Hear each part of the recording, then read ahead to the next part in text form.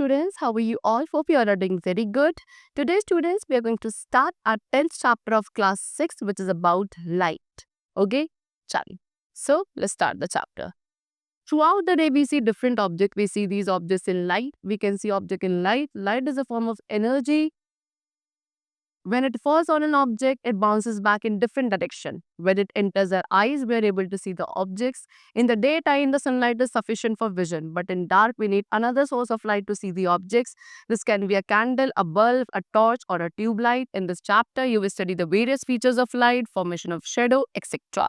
So students पूरे दिन में हम क्या डिफरेंट टाइप्स ऑफ ऑब्जेक्ट्स को देखते हैं एंड ये सभी ऑब्जेक्ट्स को हम सिर्फ लाइट के प्रेजेंस में ही देख पाते हैं. लाइट क्या है? लाइट एक फॉर्म ऑफ एनर्जी है. लाइट जब भी किसी ऑब्जेक्ट पे फॉल करती है ये वहां से बाउंस बैक करती है इन डिफरेंट डायरेक्शन एंड उसी में से एक रिफ्लेक्टेड रे ऑफ लाइट जब हमारी आईज के अंदर एंटर करेगी तभी हम उस पर्टिकुलर ऑब्जेक्ट को देख पाएंगे. ओके, सो डे टाइम पे तो सनलाइट इज सफिशिएंट विजन के लिए, लेकिन डार्कनेस में इन द नाइट टाइम आपको एक सोर्स ऑफ लाइट की रिक्वायरमेंट होती है किसी भी ऑब्जेक्ट को देखने के लिए. अभी सोर्स ऑफ लाइट आपका कैंडल, टॉर्च, बल्ब या ट्यूबलाइट कुछ भी हो सकता है. सो इस चैप्टर में हम क्या लाइट के वेरियस फीचर्स के बारे में, शेडो फॉर्मेशन के बारे में ये सारे टॉपिक्स डिस्कस करेंगे. ओके, तो सबसे पहले हम डिस्कस करेंगे luminous and non luminous objects के बारे में. So what are luminous objects? Students, objects ऐसे ऑब्जेक्ट्स जो अपनी खुद की लाइट एमिट करते हैं, प्रोड्यूस करते हैं, they are called luminous objects. See, the objects which give out or emit light are called luminous objects. Example, sun, star, candle, bulb. These all are luminous objects. Now next we come to non-luminous object. So वो objects जिनकी अपनी खुद की light नहीं होती है, they are called non-luminous objects. ये सिर्फ visible तब होते हैं जब इनके ऊपर क्या कोई लाइट फॉल करती है, like paper, stone, wood, brick, living organism. These all are the examples of non-luminous object. Now next we come to the topic which is sources of light. Light source क्या होता है? So एक object जो light produce करेगा उसको आप source of light कहेंगे. Luminous objects भी क्या होता है? सोर्सेज ऑफ लाइट होते हैं. अब हम इन सोर्सेज ऑफ लाइट को क्लासिफाई करते हैं नेचुरल सोर्सेज में and the second is artificial sources. So what are natural sources? Sun and other stars, क्योंकि ये नेचर में खुद से प्रेजेंट है, इनको हम नेचुरल सोर्सेज ऑफ लाइट कहते हैं. लेकिन आर्टिफिशियल सोर्सेज ऑफ लाइट वो होते हैं जो कि मेड बाय ह्यूमन बीइंग है, like candle, matches, electric lamp, torch. These all are artificial sources of light. Next topic is transparent, translucent and opaque material. So I told you there are many objects. हमारे surroundings में बहुत सारे objects हैं, like water, milk, paper, wood, stone, glass, butter, paper, etc. Okay, but when we bring these objects in the light they behave differently. लेकिन हम जब इन objects को light में लेकर आते हैं तो ये डिफरेंटली बिहेव करते हैं. सो इसी बेसिस पे हम इन मटेरियल्स को क्लासिफाई करते हैं into transparent, translucent and opaque. तो सबसे पहले हम डिस्कस करेंगे ट्रांसपेरेंट मटेरियल्स के बारे में. सो ट्रांसपेरेंट मटेरियल्स ऐसे मटेरियल्स होते हैं जिनके थ्रू लाइट कंप्लीटली पास हो पाती है, आप उसकी दूसरी साइड भी देख सकते हो. ऐसे मटेरियल्स को ट्रांसपेरेंट मटेरियल्स कहा जाता है. See, we can see through a glass window. हम क्या एक ग्लास विंडो के थ्रू देख सकते हैं, लेकिन एक ब्रिक वॉल के थ्रू हम दूसरी साइड नहीं देख पाते हैं. क्यों? बिकॉज डिफरेंट टाइप्स के मटेरियल्स होते हैं जिनके through different amount of light pass हो सकती है. एंड ऐसे मटेरियल्स जो अपने थ्रू लाइट को कंप्लीटली पास होने देते हैं उनको हम ट्रांसपेरेंट मटेरियल्स कहते हैं. For example glass, water, etcetera. We can clearly see objects through transparent material. Okay, transparent material specially जो ग्लास है उसको हम बहुत सारे पर्पस के लिए यूज करते हैं. ग्लास का हम विंडो पेन, डोर्स बनाने के लिए यूज करते हैं, या स्पेक्स बनाने के लिए, या बाइनोक्यूलर्स, यूटेंसिल्स, इन सभी डिफरेंट टाइप्स ऑफ ऑब्जेक्ट्स को बनाने के लिए glass which is a transparent material इसका यूज किया जाता है. Now next we come to translucent material. Translucent materials क्या है? जो अपने थ्रू लाइट को completely पास नहीं होने देते, यानी कि उनके थ्रू लाइट पास हो सकती है लेकिन partially. Only a small amount of light could pass through the materials. Such type of materials are called translucent materials.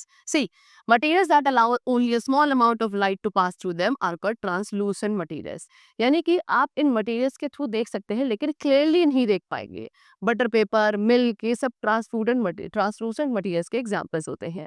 Translucent materials का वाइडली यूज नहीं किया जाता, लेकिन हाँ विंडोज एंड डोर्स है जो कि ट्रांसलूसेंट मटेरियल के बनाए जाते हैं सो दैट कुछ स्मॉल अमाउंट ऑफ लाइट ही रूम के अंदर एंटर हो सके. और next is opaque materials. Opaque materials वो है जो लाइट को कंप्लीटली ब्लॉक कर देते हैं, यानी कि इनके थ्रू लाइट ना है तो पार्शली, कंप्लीटली, बिल्कुल भी पास नहीं हो सकती है. Such type of materials are called opaque materials. So the materials that completely block light are called opaque materials. हम opaque materials के through we are not able to see at all. Wood, stone, iron, coal, mud, ये सब OPEC materials हैं। आप एक OPEC material के through बिल्कुल भी नहीं देख सकते। अब ओपेक मटेरियल का यूज वेरियस पर्पसेस के लिए करा जाता है। As far as visibility is concern, अगर हम विजिबिलिटी को लेके चले तो ओपेक मटेरियल का यूज वहां किया जाता है जहां पे हम लाइट को पास होने नहीं देना चाहते हैं।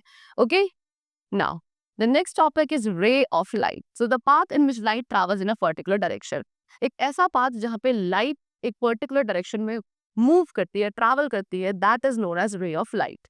Next is beam of light. अब ग्रुप ऑफ लाइट रेज, बहुत सारी लाइट रेज का ग्रुप जो कि ऑर्गेनाइज्ड मैनर में मूव करता है, उसको हम बीम ऑफ लाइट कहते हैं। Next is light travels in a straight line. तो लाइट हमेशा स्ट्रेट लाइन में ही ट्रैवल करती है एंड ये जो प्रॉपर्टी है लाइट की, इसको हम अपनी डे टू डे लाइफ में देख सकते हैं। Okay, next is shadow. So during the day, जब आपका डे टाइम है, स्कॉचिंग सन होता है, सो आप क्या जब किसी ट्री या किसी दूसरे ऑब्जेक्ट के शेडो के अंदर रेस्ट लेने की सोचते हैं। एक शेडो क्या करती है, शेडो हमें प्रोटेक्ट करती है स्कॉचिंग सन से। एक ओपेक ऑब्जेक्ट क्या करता है, opaque object I told you वो लाइट जो उसके ऊपर फॉल कर रही है उसको ब्लॉक कर देता है, अपने थ्रू लाइट पास होने नहीं देता। सो इस तरीके से क्या होता है, एक एरिया बन जाता है डार्कनेस का। किसके साइड, उस लाइट के ऑपोजिट साइड पे, ऑब्जेक्ट जहां से लाइट आ रही है ऑब्जेक्ट के ऊपर, उससे ऑपोजिट साइड पे क्या एक डार्कनेस एरिया बन जाता है एंड इसी एरिया ऑफ डार्कनेस को क्या कहा जाता है, शेडो। ओके, चलो the formation of a shadow. कैसे एक शेडो का फॉर्मेशन होता है, तो शेडो के फॉर्मेशन के लिए क्या क्या चीजें चाहिए। नंबर वन, एक सोर्स ऑफ लाइट होना चाहिए सबसे पहले, लाइक सन, टॉर्च, कैंडल। सेकेंडली, एक ओपेक मटेरियल भी होना चाहिए like would, stone, plastic, iron etcetera. फिर एक स्क्रीन या सरफेस होना चाहिए जिसमें हम शेडो को रिसीव करेंगे, बिकॉज शेडो कभी भी एयर में फॉर्म नहीं हो सकती है। ओके, एंड जो ओपेक मटेरियल है उसको हमेशा हमें source of light and screen के बीच में रखना है। Now important facts about shadow formation. Shadow formation के क्या क्या इंपॉर्टेंट फैक्ट्स हैं, तो जो साइज बनता है शेडो का, किसके थ्रू, एक ओपेक मटेरियल के थ्रू, वो डिपेंड करता है कि जो बीम ऑफ लाइट का साइज था वो कैसा था, या ओपेक जो मटेरियल है वो कैसा है। ये कुछ फैक्टर्स है जिसके ऊपर शेडो का साइज डिपेंडेंट होता है। अगर बीम ऑफ लाइट जो एक सोर्स ऑफ लाइट से आ रही है लाइक टॉर्च, ये आपकी स्मॉल है as compare to the opaque material, तो जो शेडो बनेगी वो ज्यादा बड़ी बनेगी दैट्स कंपेयर टू ऑब्जेक्ट। लेकिन अगर बीम ऑफ लाइट का जो साइज है वो काफी बिग है then the size of the opaque material, तो जो शेडो बनेगी it will be smaller than the opaque material. Okay, now shadow formation for various objects of different shape. अब जो शेडो फॉर्मेशन होता है डिफरेंट शेप्स का, जो मतलब अलग अलग ऑब्जेक्ट्स है सब डिफरेंट शेप्स के, उनका शेडो फॉर्मेशन कैसे होता है। तो जो शेडो बनती है वेरियस ऑब्जेक्ट्स की डिफरेंट शेप्स के जो होते हैं वो भी डिफरेंट ही होती हैं। एक सर्कुलर ऑब्जेक्ट की शेडो सर्कुलर होगी, ट्रायंगुलर ऑब्जेक्ट की शेप ट्रायंगुलर होगी एंड रेक्टेंगुलर ऑब्जेक्ट की शेडो रेक्टेंगुलर होगी। Now shadow formation of objects of different colours. Okay, अब वेरियस ऑब्जेक्ट्स जो कि डिफरेंट कलर्स से, उनकी शेडो कैसे बनती है। सी स्टूडेंट्स, चाहे आपके कोई भी ऑब्जेक्ट हो और उसका कलर कितना ही डिफरेंट हो, उन सभी की शेडो जो होती है हमेशा ब्लैक कलर की ही बनती है। You already know that a shadow is form when an opaque material does not allow the light to pass through it. I told you shadow हमेशा तभी बनेगी जब ओपेक मटेरियल लाइट रेस को आगे पास नहीं होने देता है। इसीलिए जो कलर ऑफ ऑब्जेक्ट्स है वो मैटर नहीं करते in the formation of shade. Now solar and lunar eclipse. So solar eclipse as well as lunar eclipse, ये दो वंडरफुल नेचुरल फिनोमिना है हमारे शेडो फॉर्मेशन के। जब भी ये दोनों एक्लिप्सेस होते हैं, सन या मून जो है वो होली या पार्शली हमारे व्यू से हाइड हो जाता है। जब भी आपका सन, मून या अर्थ एक स्ट्रेट लाइन में आते हैं तब आपका सोलर एक्लिप्स का फॉर्मेशन होता है। मून उसमें क्या होगा, सन एंड अर्थ के बीच में होता है। अब इस पोजीशन में मून क्या नहीं करता, सनलाइट को फॉल नहीं होने देता अर्थ के कुछ पार्ट पर, जिस वजह से उसकी क्या बन जाती है, शेडो बन जाती है on the earth. Okay, and if we talk about lunar eclipse कब होता है, अगेन वही जब सन, अर्थ एंड मून तीनों ही स्ट्रेट लाइन में होंगे एंड जो अर्थ होगा वो आपके सन एंड मून के सेंटर में होगा। अब इस पोजीशन में जो अर्थ की शेडो है वो मून पे फॉल होती है एंड ये होली या पार्शली इनविजिबल हो जाता है। Now, reflection of light. Now, when light bounces off a surface, then it's said to be reflect. जब भी कोई एक लाइट सोर्स से निकलकर किसी एक ऑब्जेक्ट पे स्ट्राइक होती है एंड वहां से स्ट्राइक होने के बाद बाउंस बैक हो जाती है, okay, such a phenomena is known as reflection of light. For example आपके लाइट ने क्या करा, मिरर पे स्ट्राइक करा, या कोई भी एक मेटल का पॉलिश सरफेस है वहां पे जाके लाइट रेज स्ट्राइक करती हैं, वापस वहां से रिटर्न बैक हो जाती है। इसी को क्या कहा जाता है, रिफ्लेक्शन कहा जाता है।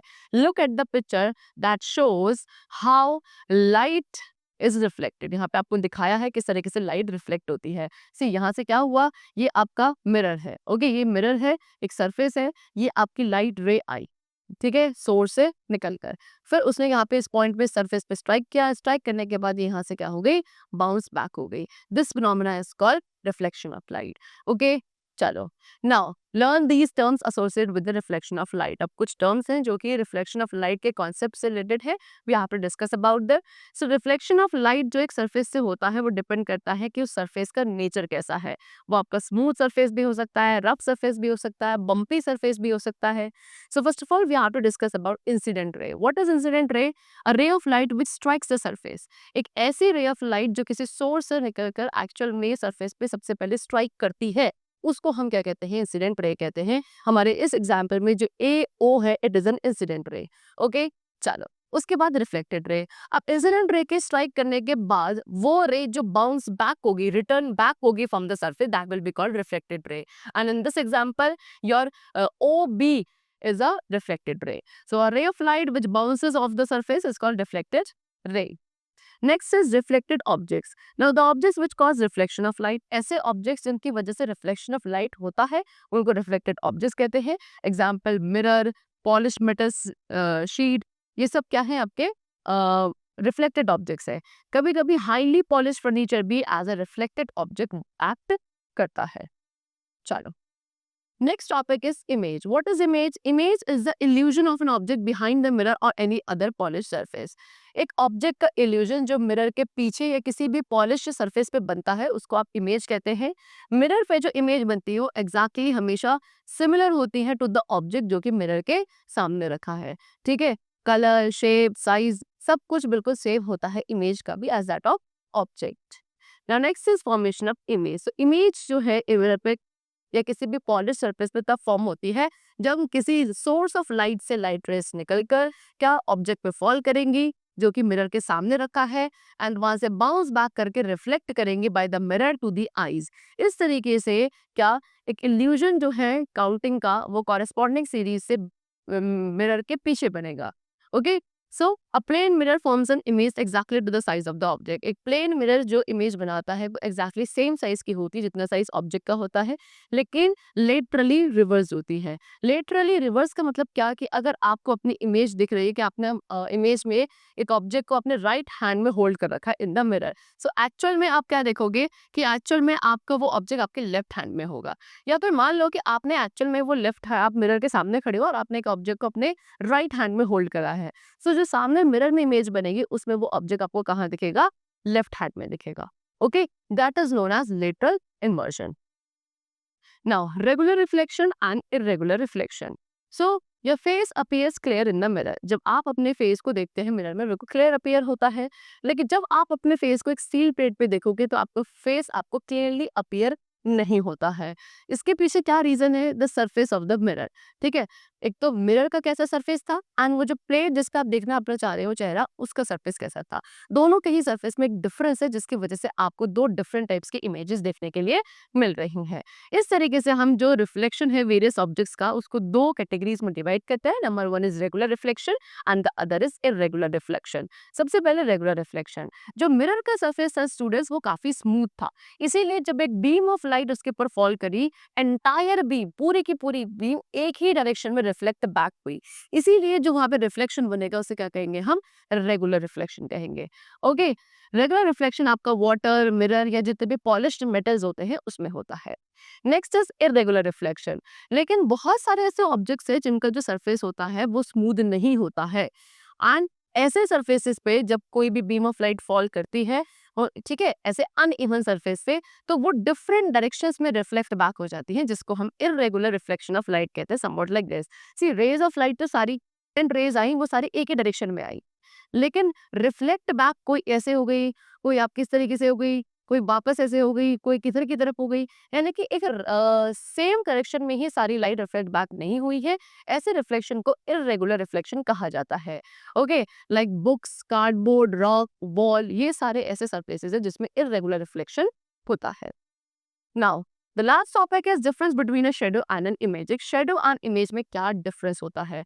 तो शेडो तो स्टूडेंट एक डार्क आउटलाइन है जो कि एक ओपेक बॉडी के पीछे बनती है, जहाँ पे आपकी इमेज की बात करें तो इमेज हमेशा एक प्लेन मिरर बनाता है, बिकॉज इसमें लाइट का रिफ्लेक्शन होता है by the surface of mirror. Shadow black colour की होती है, उसमें ऑब्जेक्ट का कैसा कलर है डजेंट मैटर्स, उससे कोई फर्क नहीं पड़ता। शेडो का जो कलर होगा हमेशा ब्लैकिश कलर का होता है।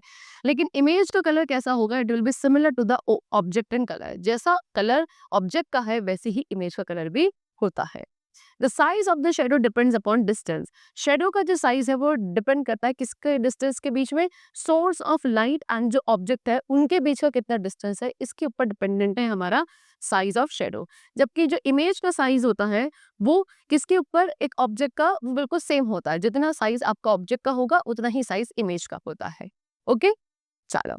So that's all for the chapter. I hope you all have understood the different concepts of light, okay, which is a source of energy, which is a form of energy, and that's all for today. Okay, let's meet very soon. Till then, take care and thanks to all.